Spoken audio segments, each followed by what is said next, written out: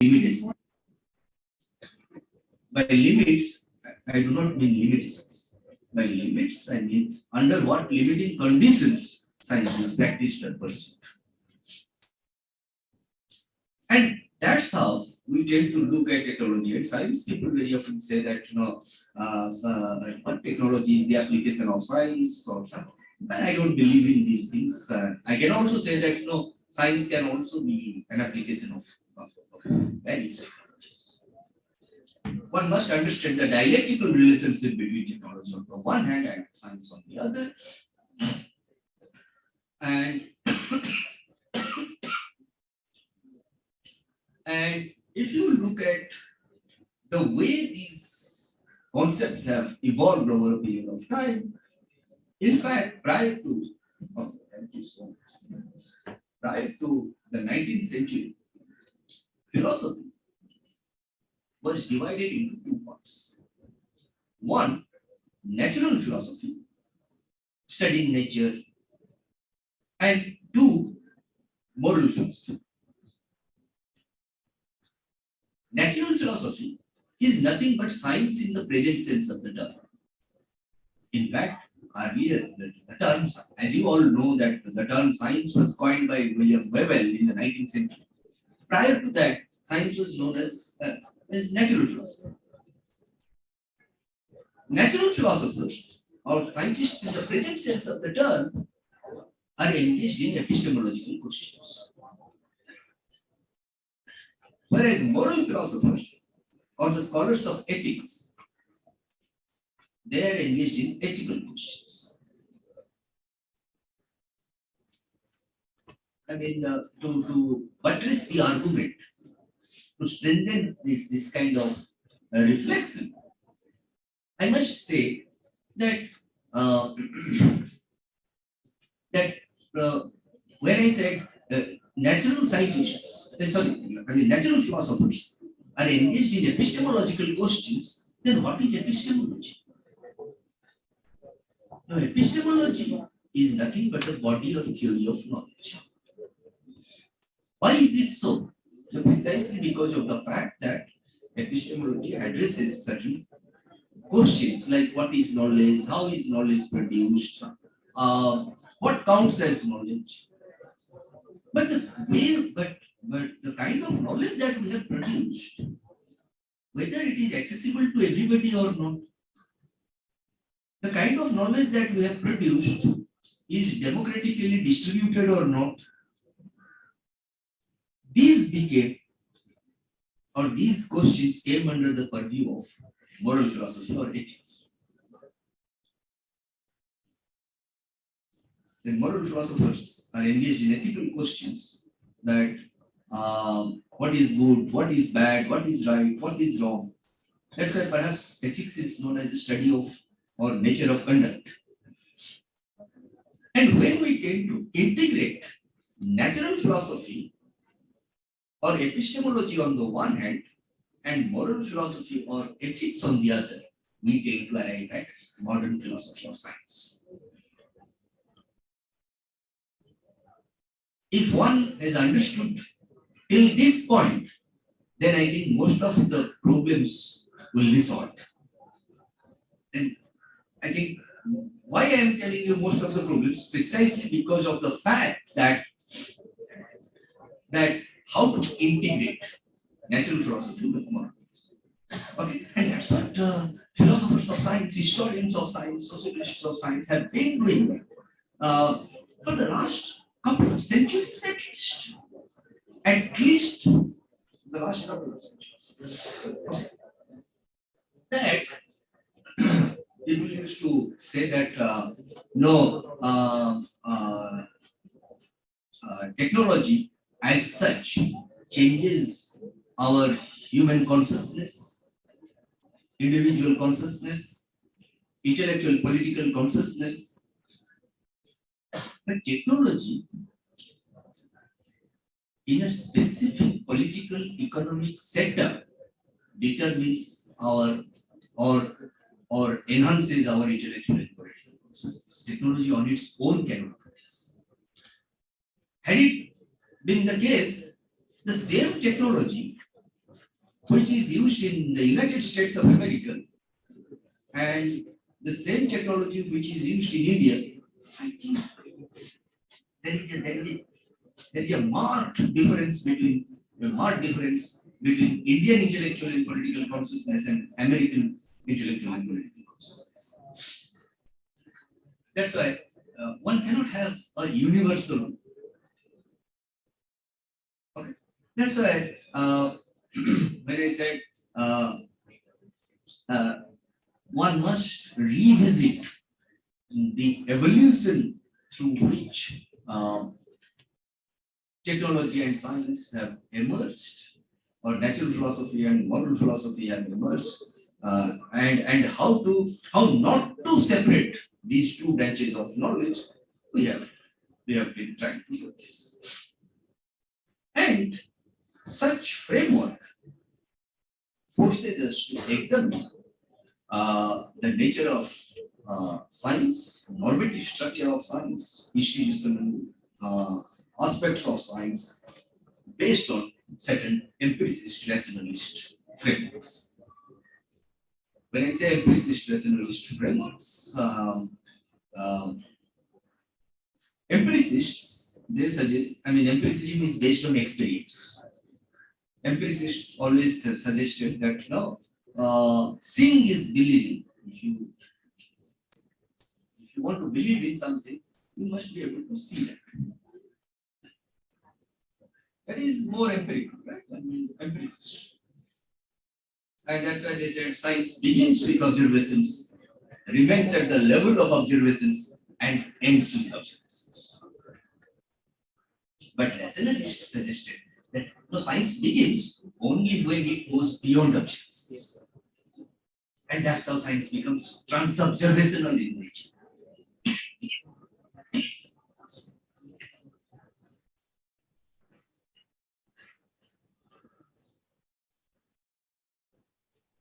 And that's why I must be thankful to Professor Chandrasekhar for this kind of for such invitation. Actually, he looked at my courses on NPTEL, National Program on Technology Enhanced Learning, massive open online course on Science, Technology, Society. And there, I was trying to look at these empiricist rationalist accounts of knowledge changes. Then people may say that we always ask, what are the sources through which we tend to produce knowledge? In the 21st century, if I have to bring it down, I will say that there are only two sources through which we tend to produce knowledge. One is experience, and the other is reason. Okay. If I say that yesterday I reached Chennai and I was put up in JP Hotel, but I saw a ghost there. Yeah, actually, truly, I saw a ghost there. Seeing is believing. I have seen that, then I must believe in that. But then there is no rational, there is not even an iota of rationality. If I can see a ghost, then others should also be able to see that ghost. I don't have extra lens. No?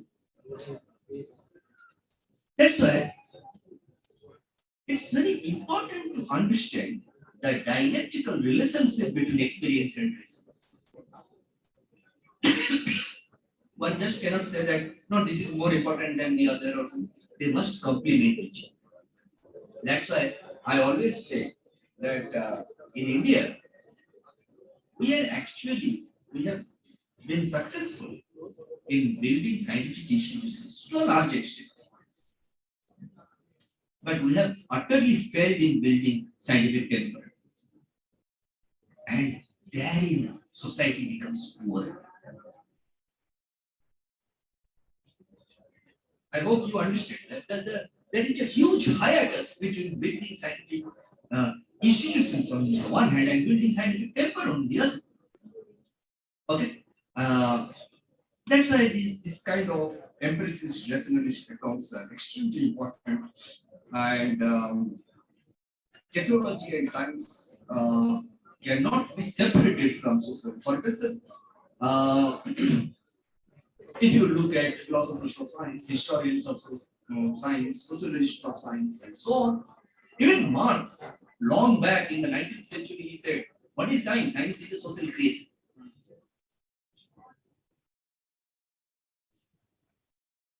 Only as my previous speaker, he has made my job actually very easy. He said it started with military engineering, military technology, and so on. Whether technology must be evaluated in terms of ethical considerations or not,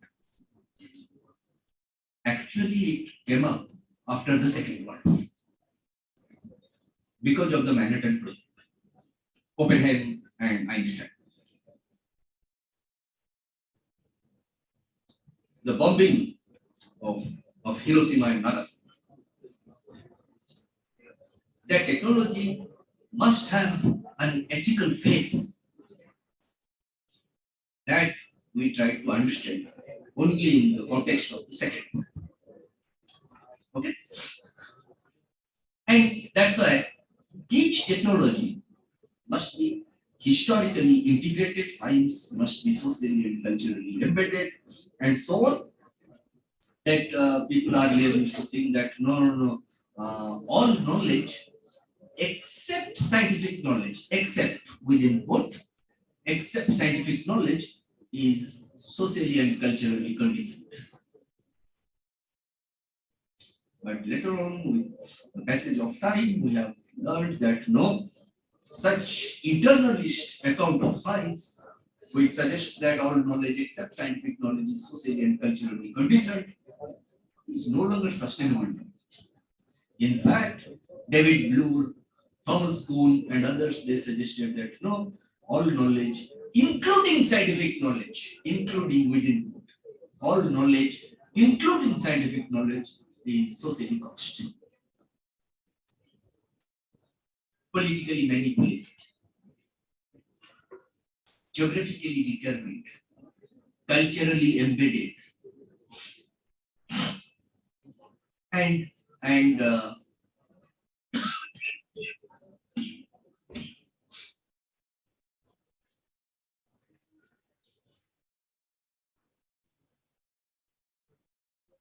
such view is known as the externalist account of science. Now, can we go beyond such internalist, externalist, internalist, externalist distinctions? Leo Bourdieu, he was delivering the Huxley Memorial Lecture in December 2002. And immediately after that, span of 2-3 months, he passed away. And later on, that lecture was published in the Journal of the Royal Anthropological Institute. The title of that lecture was Participant Objectivism, not observation, objectivism. He emphatically mentioned that science as a dynamic force must go beyond such kind of distinction between internalist or externalist division, because at times it may appear to us that it is internally driven, but actually it is externally oppressive. Okay, now let me give you an example. Whether India should go ahead with nuclear tests quite often, is it a scientific question or a political question? Most often we feel that no, science determines its own course of action, but science today also is politically driven. The argument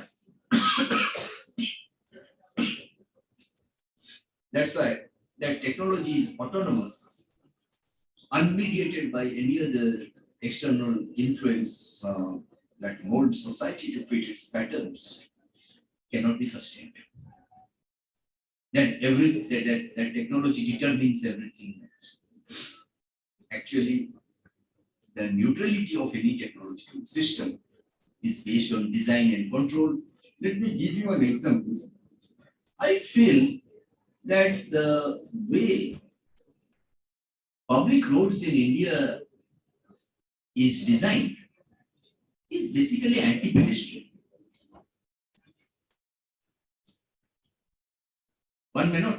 You may not agree with me, but I still feel that it is anti-pedestrian. That's why design of a public road or a system and who controls. One may say that, no, I am using this Apple iPhone. I'm the owner of this. No, I'm the owner of this just handset. And if Apple reduces the speed of this handset, then I am also gone. Individual tends to lose control over their own belongings. That's why design and control, they become the basis to examine the neutrality of it. That neutrality of a technology, actually, we all read, most of you must have known that we always take the example of the construction of the New York Bridge. In the 70s, I mean, Robert Moses was a famous engineer from the 30s to the 70s. Actually, Moses only, he was the main brain behind urban planning, city planning in Singapore, Hong Kong, and so on. And he was also given the charge of. He built a bridge of 9 feet height. And at that time, public buses were of 12 feet height. It was his intention that public buses should not enter the bridge. Now, who are the users of public buses? The blacks and the poor. That's why the construction of the New York Bridge by Robert Moses clearly indicates racial prejudice and class bias. Okay, and perhaps I'm taking more anti-colonial, anti-ethnocentric viewpoints today. Okay, ethnocentrism, I hope all of you know that ethnocentrism is essentially a byproduct of some kind of dichotomies, civilized barbarism. That people used to say, no, that the British are civilized and the Indians are barbaric. That's why people used to say that Indians and dogs are not around. That's a more ethnocentric approach. I'm taking now a more anti-ethnocentric approach to drive home that the neutrality of any technological system is based on the ways through which it has been designed and controlled. Who controls? And in this lecture, my purpose is to highlight that that technologies should be evaluated not merely in terms of their productivity, efficiency. People may say that environmental side effects, obviously positive, negative effects, but also in terms of the ways through which they embody power and authority. That's why Louis Montfort once bifurcated, classified two types of technologies. One, authoritarian technology, and the other, democratic technologies. Okay? And authoritarian technologies are basically state-sponsored, MNC-sponsored.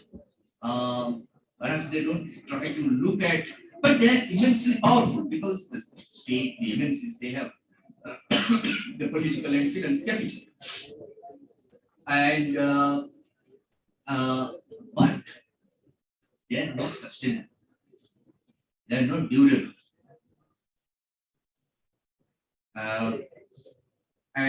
And science in the capitalist world today has in fact entered into a state of crisis today, due primarily to the subjugation of scientific research to the capitalist monopolies and military purposes, and the conflict between new discoveries and old idealist and metaphysical ideas, and the hiatus between building scientific temper and building scientific institutions in Indian context. I have, when I was told that I have been given half an hour, I thought, let me take 15-20 minutes or so and keep some 5-10 minutes for questions and answers. Okay? Thank you so much.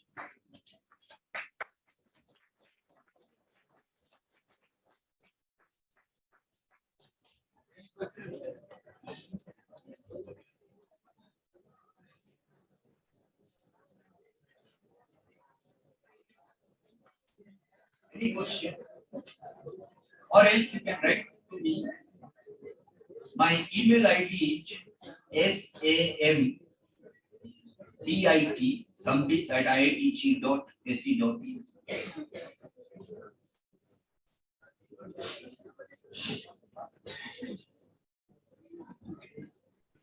I may be a little late in responding to your mail, but I'll definitely.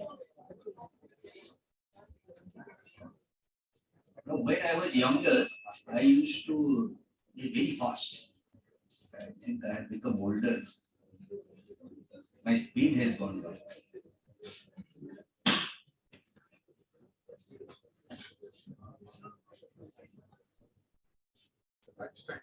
Okay. Thank you so much. Thank you.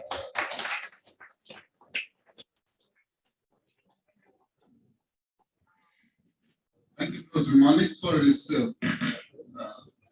different aspect to the technology, how the technology should be neutral, inclusive, and without any discrimination.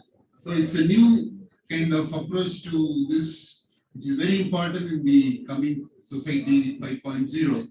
So it's really interesting, and I should thank Professor Mallick for his excellent talk, and thank you very much.